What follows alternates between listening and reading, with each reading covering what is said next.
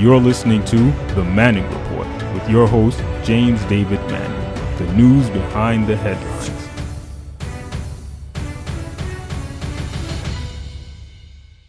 You know, Bernie Sanders, I said yesterday, Bernie Sanders said that felons, even people in prison, ought to have the right to vote, that they're convicted of a crime should not take away their right to be able to vote, to choose legislators and whoever. And a number of people raised the issue, there would not be so much against some prisons, some felons in prison voting, but people like the Boston bomber or pedophiles and those kinds of people who've done heinous, awful crimes should be disqualified. And you're right, you know, these are awful crimes that are committed against. But I think if you're going to talk about pedophiles, then you shouldn't let many of the Catholic priests vote. If you're going to talk about pedophiles, you shouldn't let many of the Boy Scout leaders vote as well. I mean, come on. You say, well, they haven't been convicted. No, they haven't. But everybody knows what the real deal is.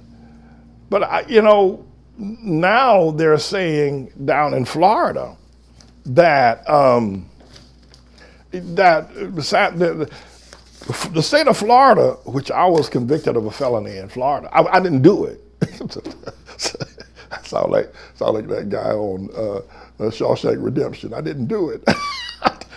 I swear I didn't do it. I didn't do it. I mean, they had all the evidence. They convicted me. I stood there and watched them people bring up evidence, people testify. They even brought in a police officer from Petersburg, Florida, where I did do something. But I didn't do it. Anyway, I got convicted. So here's what the deal.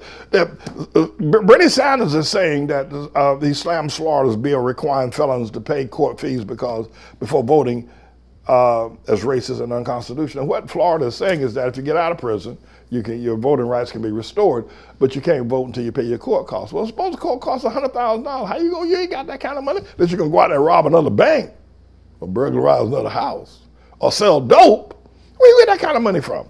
So Sanders says that it's racist, and I agree with him wholeheartedly that it is. Anyway, this is a bit of a news blog we do looking at spiritual wickedness in high places for the most part, making some observations about it and giving people a biblical foundation to the way of interpreting rather than have Sean Hannity or Laura Ingraham or Janine Pirro or Anderson Cooper or Rachel Maddow or Don Lemon, Rush Limbaugh interpret what's going on in the world. You come to me and I'll tell you based on what the Word of God says.